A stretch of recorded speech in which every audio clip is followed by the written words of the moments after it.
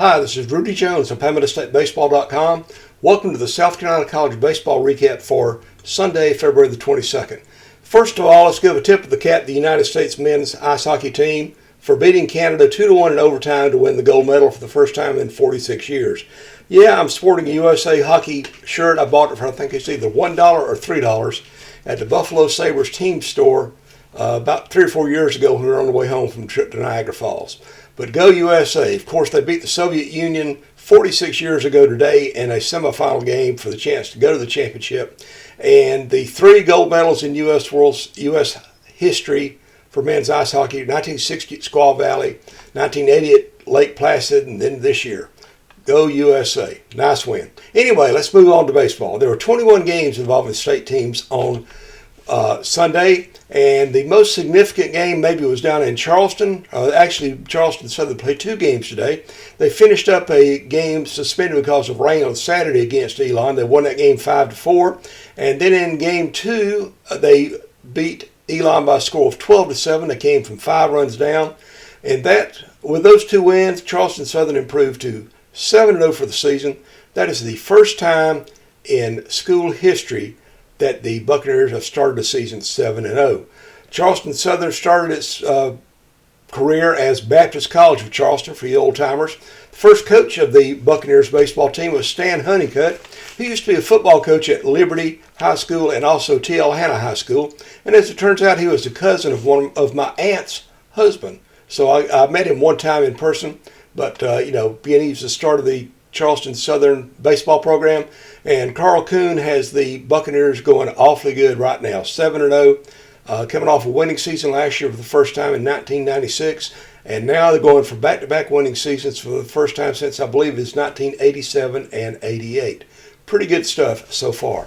Over at Doug Kingsmore Stadium, Clemson was tested by Bryant again, but the Tigers win 7-5. Nate Savoy had a homer and 2 RBIs for Clemson, and Tristan McClatty singled and homer to drive in 2 runs for the Tigers. Jack Crichton had 3 hits, including 2 doubles. Clemson matched Charleston Southern with a 7-0 start.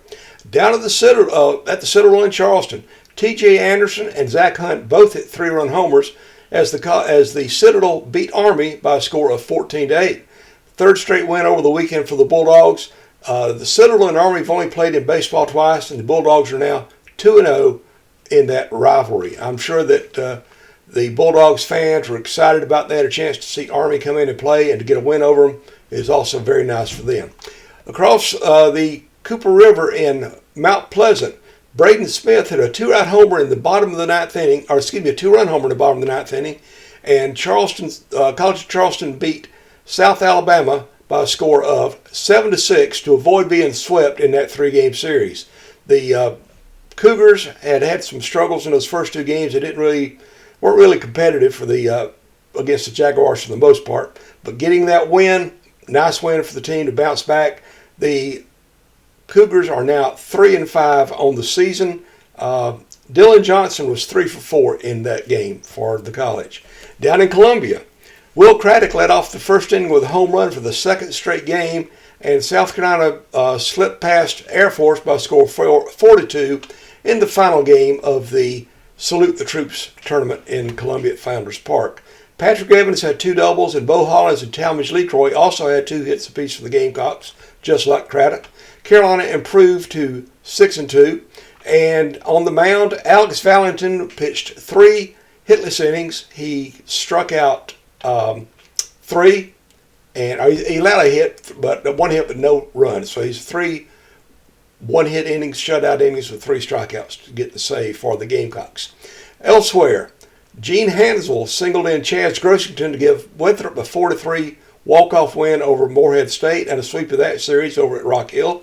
The Eagles are now 5-2. Morehead State fell to 3-4. For Winthrop, Randy Guzman pitched 6 innings, allowed 5 hits, no runs, and 5 strikeouts. He did not get the win because Morehead State tied it late in setting up the final heroics there.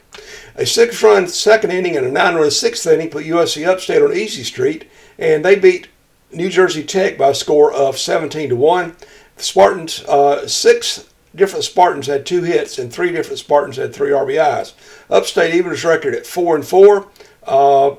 In that game, we'll go Malloy Haney, Heaghney, looks like it might be something else, but it looks like it could be Haney, had a single, a homer, 2 runs scored, and 3 RBIs. Elsewhere, also in the Spartanburg, Northern Illinois rallied from a 5-run deficit and got 4 runs in the 6th inning, 4 in the 7th, and beat Wofford by a score of 9-6 in the One Spartanburg Inc. Classic. Of course, the USC Upstate game was also in the One Spartanburg Inc. Classic in that game. Nico Brini had a homer and 2 RBIs for the Terriers, who fell to 5-2 on the season. Northern Illinois improved to 4-3.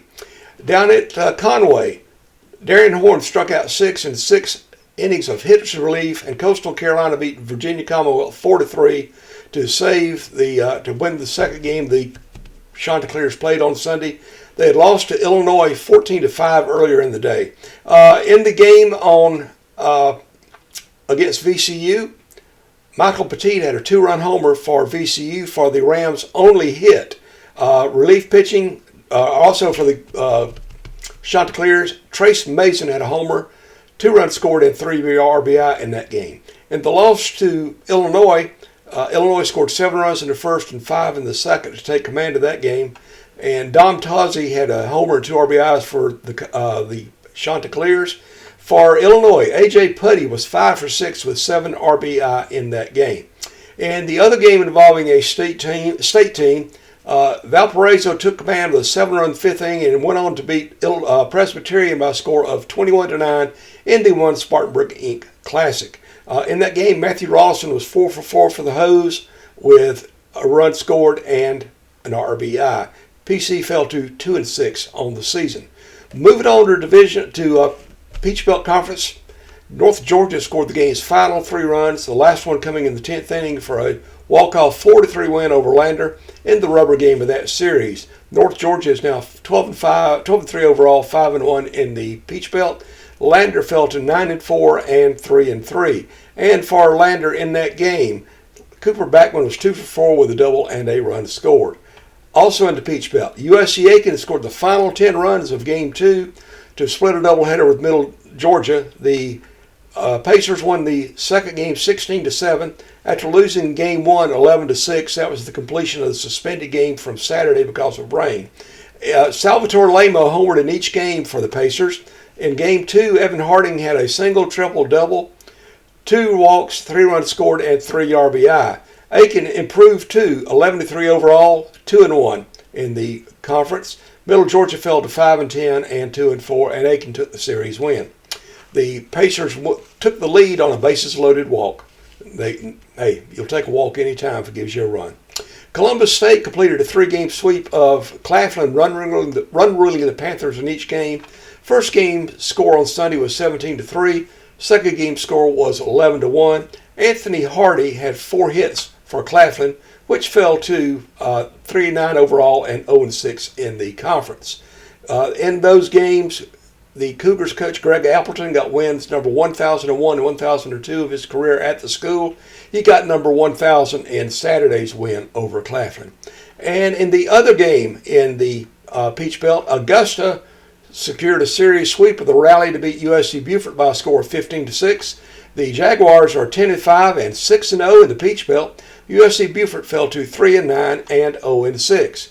There was only one doubleheader played in the South Atlantic Conference. Sean Sullivan homered and drove in 4 runs as Winthrop beat Coker in Wingate beat Coker in Game 1 of a doubleheader by a score of 11-7. And the Bulldogs secured the series and doubleheader sweep with a 4-3 win in Game 2. Wingate improved to 10-4 overall, 4-2 in the SAC. Coker fell to 1-12 and 1-5, and the Cobras are struggling right now. In the only other game played on Sunday involving a state team, Benedict scored in its final 7 at-bats and won the opener of a rain-delayed series against Lane by a score of 16-12 in the Southern Intercollegiate Athletic Conference play. Milton Herring was 3 for 4 with 5 RBI, including a go-ahead 2-run single in the 7th inning for Benedict, which is now 1-3 overall and 1-3 in the conference. Elsewhere, no games, no other games involving state teams. USC Salkehatchie and USC Lancaster were supposed to play the finale of their series. It got canceled because of rain. In Founders Park, in the Salute the Troops Classic prior to the USC game, Navy beat Marshall by a score of 8-1.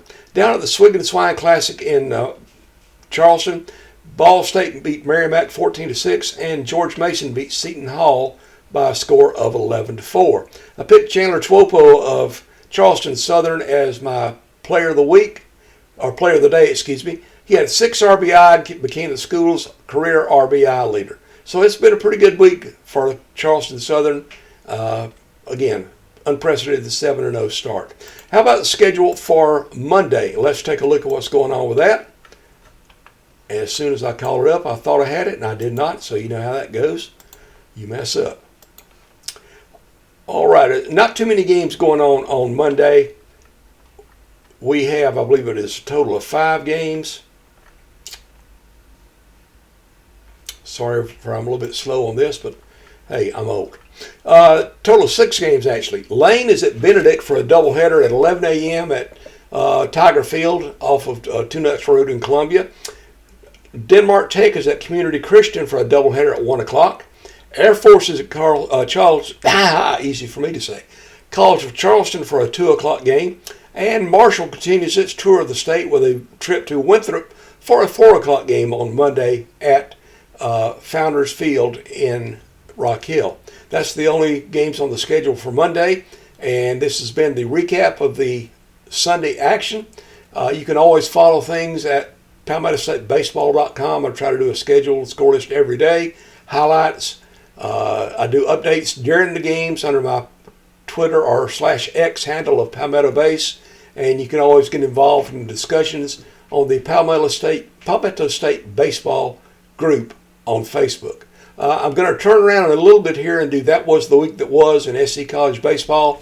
I will post that shortly, and I will give you a little notification of that when it happens. For now, this is Rudy Jones of PalmettoStateBaseball.com saying good night, Jesus loves you.